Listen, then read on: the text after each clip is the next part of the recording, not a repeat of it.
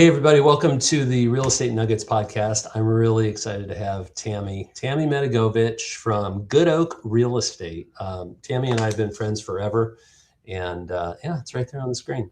And she's one of those agents that has been through it all and has a lot to share. So without any further ado, Tammy, why don't you just tell everybody who doesn't know you kind of, who you are and where you came from and how you ended up here? How I ended up right here or how I ended up in real estate? In real estate. Okay. Well, you've already said my name, so Yep. we got that covered. Let's see, this is my 24th year. December will be my 24th year in the business. I started in the mortgage business. That's how you and I met. I am a Nepo baby to this business, reluctantly, I think. Who was, I did who was in not. the biz? Your dad? My dad, Yeah. yeah. And now most of my, well, not most of it, but the family that I communicate with are all in the business somehow, whether on the mortgage side, the resale side, the new build side. I have family everywhere in this business. I kind of know but the it answer. was not what I intended to do in life, but here I am and I love it. I think I know the answer, but I want to ask it so that everyone else gets to hear your answer, which is, what was it like working with your dad? I really liked it, and the hesitation is going to seem funny, but I think I learned this business in a way that most people don't get to learn this business. So that to me is invaluable. There, I think for me, the reason why I got into the business is because I wanted to be closer to my dad. I wanted my son to be closer to my dad. And joining the family business was a fun way to do that, right? Yeah, And I learned a ton, and I loved working with my dad. that's great. As you Yeah. know, I have my son working with me, and Yeah. yeah, it's got its own unique nuances to it. I think Right. and maybe you can relate to this. Like, one of the very first things I learned was, okay, Jeremy, don't refer to me as your dad. Yeah. Refer to me as Brian. And I don't know if you ever referred to your dad as your You dad. know, we never had that like conversation. I think I did, if I think back. I know it's a while ago, but I think I did say my dad in a lot of circumstances. I think my hesitation was my dad had such a name for himself.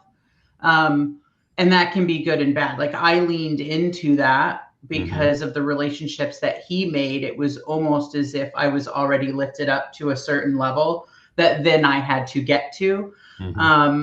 But also, so that opened doors, right? But then you do have to, because you have to respect his name. So yeah. Okay. Let me ask you a question about when you started in the business. So going way back to the beginning, which was how many years ago you said? 24. 24 years ago.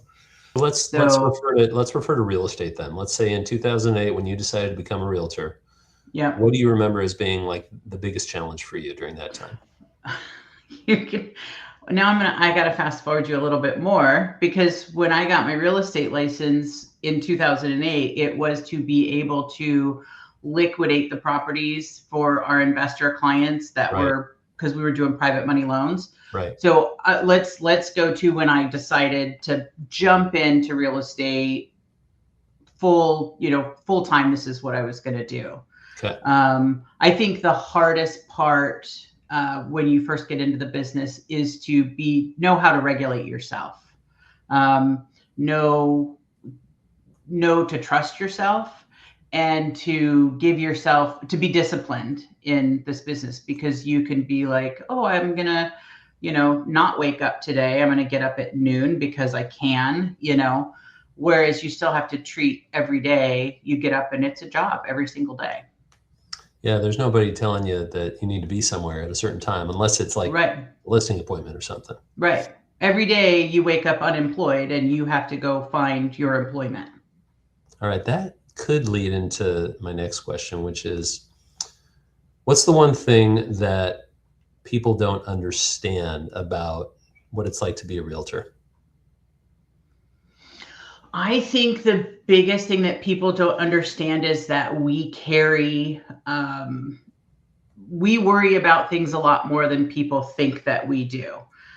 So if we're working with someone and we're trying to negotiate a deal or do something, you're maybe out to dinner or you're doing something else, and I'm trying to wrap things up for you. I don't stop worrying about things until it's buttoned up. And I think that people think that we're just, wham, bam, thank you, ma'am. But it's not like that at all. We're worrying about all the things that you're not worrying about. That sounds potentially overwhelming. Yes. That's why we have gray hairs. Yeah. I mean, people always talk about, like, in your business and mine to a certain extent, how you have to have like a degree in psychology and know how to handle your clients. They're going through a really stressful transaction, and it is stressful for them, but you've got, 2 or 3 or 4 or 5 going on at one time, and managing those stresses all at the same time has got to be really taxing. Yeah, it can be. All right. Well, Okay. so now they understand, now that you've put a label on it, what they didn't understand before. It's not more stressful. It's not more stressful than what they're feeling, right? But I think people don't realize that we really do carry it at the same weight. Like, I wake up in the middle of the night going, shit, did I do that? Or did that get done? Or we need to make sure that we take care of that, Do you suppose it's because, like, for the client, it's their home, it's a big deal, obviously, but for you, it's your business and it's your reputation with your business, and not to mention you care about your clients and they're going through Right. a big deal. So it's like, it's probably even more stressful for you than it is for your clients. It's one thing to lose your own money or put your own money at risk. It's an entirely different thing when you are the keeper, the knowledgeable one that's going to protect somebody else's investment or livelihood in that way. So, Right. Good point. yeah. Okay. Next question. Imagine you had a magic wand and you could change one thing about real estate. What would it be? What drives you absolutely crazy? I think if I could change one thing, I would make it mandatory that new agents getting into the business have to have a mentor for a certain amount of time. I've said that too. Yeah. Brilliant. Yeah. Why do you say that? You're dealing with somebody's biggest purchase or sale of their entire life, right? The biggest investment they're going to make. 90 days and you're in this business and you're not learning a fraction of what it actually takes to do this business. And then we just let people loose into the wild. I think in the same way that I had an incredible mentor in my dad, I think that number one, I think you should have a mentor, and I think it should be a mentor that is that has a certain level of experience so that you can be exposed to all the potential things that could happen. Have you been a mentor to someone yet? I have. Yeah. To many people. Yeah. How did that go? Did you enjoy it? Was it successful? Was it horrible? What was it like? I really enjoy being a mentor. The key is that if you're a mentor, the mentee has to do the work.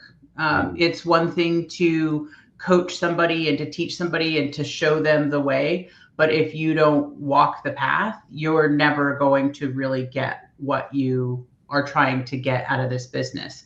But I think one of the best things that we can do when you've been doing this for so long is to pass that knowledge along to somebody else. I was talking to somebody, I think it was yesterday, and they asked me a question, something like, how do you train someone? Like, you can train someone who's going to listen to everything you say and do everything and really go after it. And then you've got some people who maybe aren't going to do the things you say and go after it. And they were asking me, like, how do you change the way you train someone based on whether or not they're doing everything they're supposed to do or not doing everything they're supposed to do? And I had an answer for that. But I'm going to ask you, what's your answer to that? If you're mentoring someone who's Do you change the way you mentor someone based on how they're doing? I'm trying to think of some of the agents that I've mentored and the ones that maybe didn't do. This may be the right or the wrong way, I don't know. But if I'm giving you my time and taking away from my business, and you don't want to do the things that it takes that I know to be able to get business and to be successful, you're going to get less of my time. Mhm. And then you are naturally going to withdraw yourself, or I'm going to cut you loose. The people that are in it, it might be a struggle, but if they're doing the things and they're showing you that they're doing the things, I'm willing to give you all the time in the world. I always think Is that your about, answer? well, mine was more like, when you're in like, I don't know, I think it's like in a college setting where you're in I think it was a movie, in fact, about law school. And they're like, all right, everyone, look to your left, look to your right. One Somebody's out of not going those to be two here. people isn't going to make it by the end of the Right. semester. And I kind of feel like it's the same thing. Maybe it's human nature. Same thing about real estate and lending. Like, not everybody's going to make it. And Right.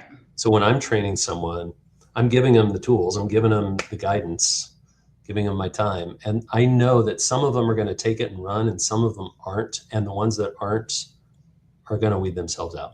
So, Yep. yeah. Help me help you. Exactly. Jerry Maguire. That's right. All right, next question. This is a tough one. I hope you're up for it.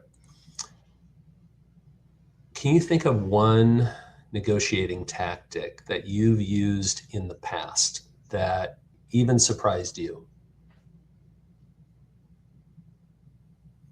That's the one. Shut up. Don't say anything. Let the other person do all the talking. It's, as somebody who enjoys chatting, doesn't like empty airspace.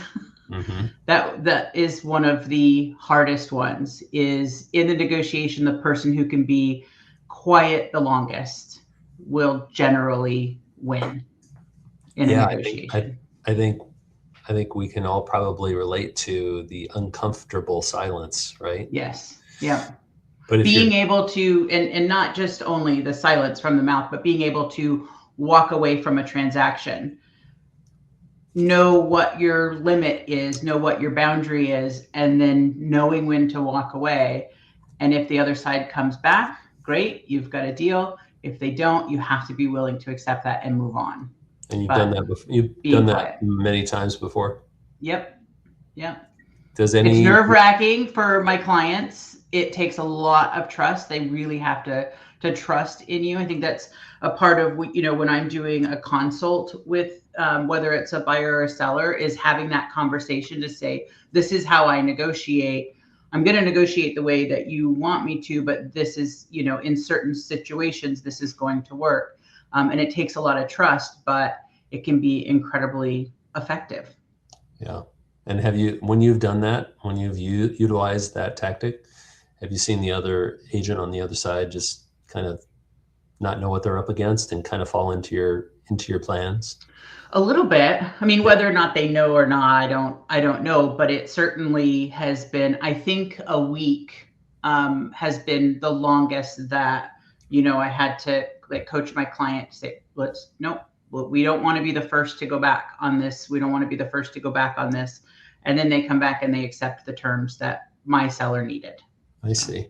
Yeah. Yeah, I was imagining, when you said that, I was imagining maybe in a conversation, like when you're talking to someone, just being silent. But you just said you've gone silent for as long as a week, and that's that's not easy. That's not normal. Not returning calls, but Mhm. hey, I think we're at an impasse here. We're probably done, that we're not moving.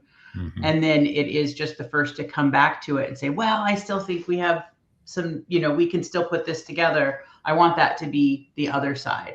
Now, Yeah. I've been on the other side of that, but it's all in what your client will allow, right? Sometimes they don't want to lose something, whether that's the house or the buyer or and now you're a bit tied and you have to, now I have to go back and, okay, what are you willing to give up for us to go back there? We're in their hands now. So I think that's how it's important to have that conversation with your clients in advance.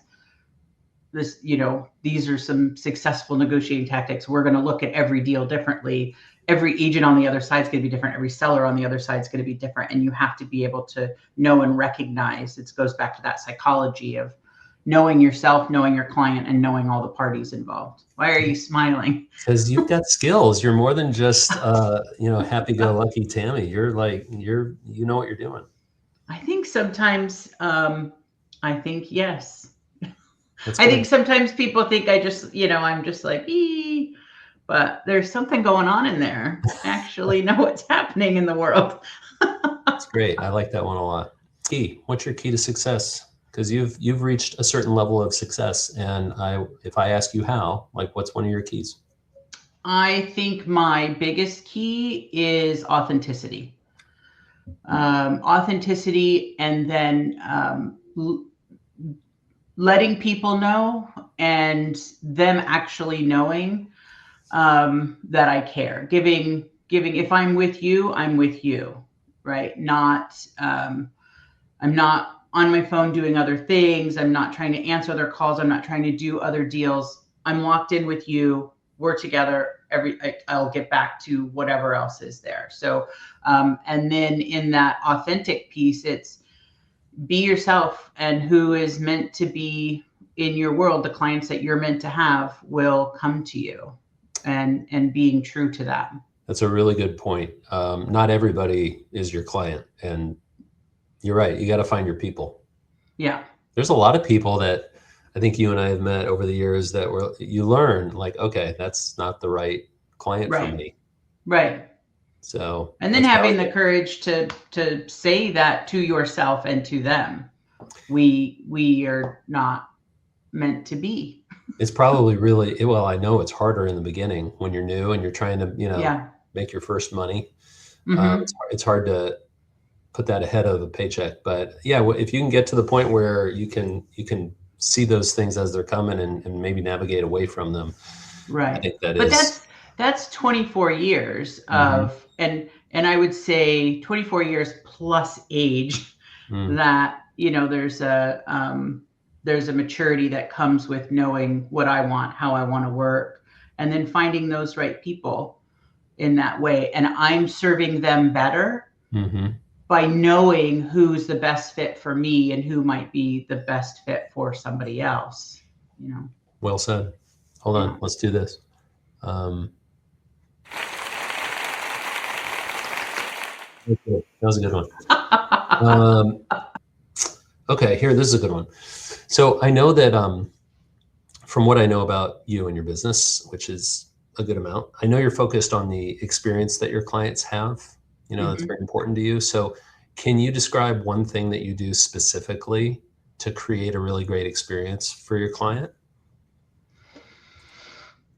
Doesn't have to be an original Tammy idea, but it's probably something you picked up along the way and have implemented it in your business. And it's one of the things that really helps you to create a really great experience.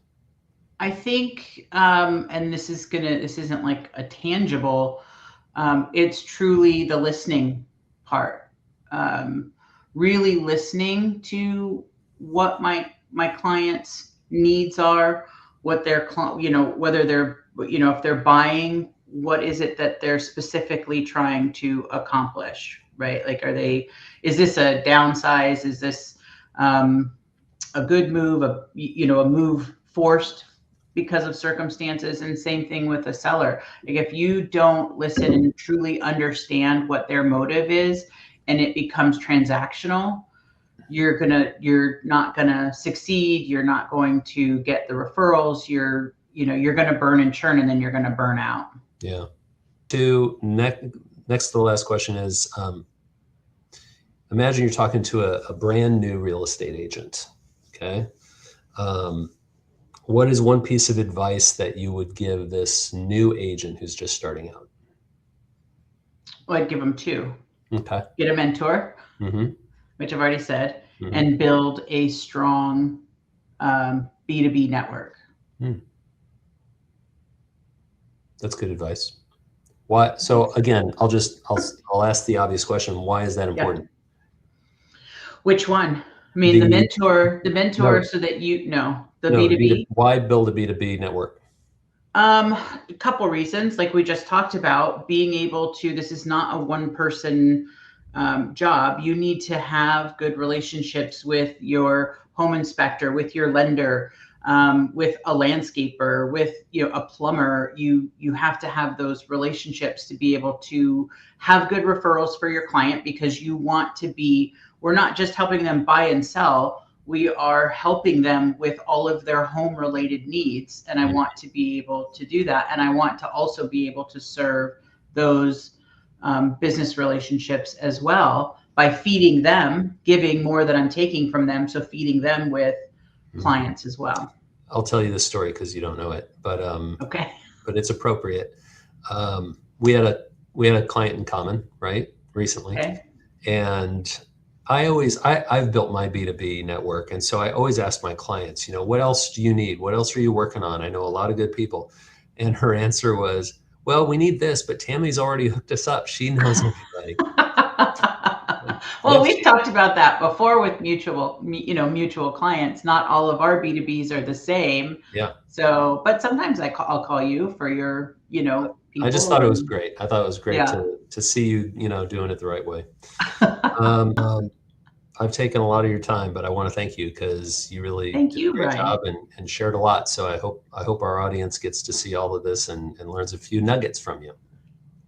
Thank you.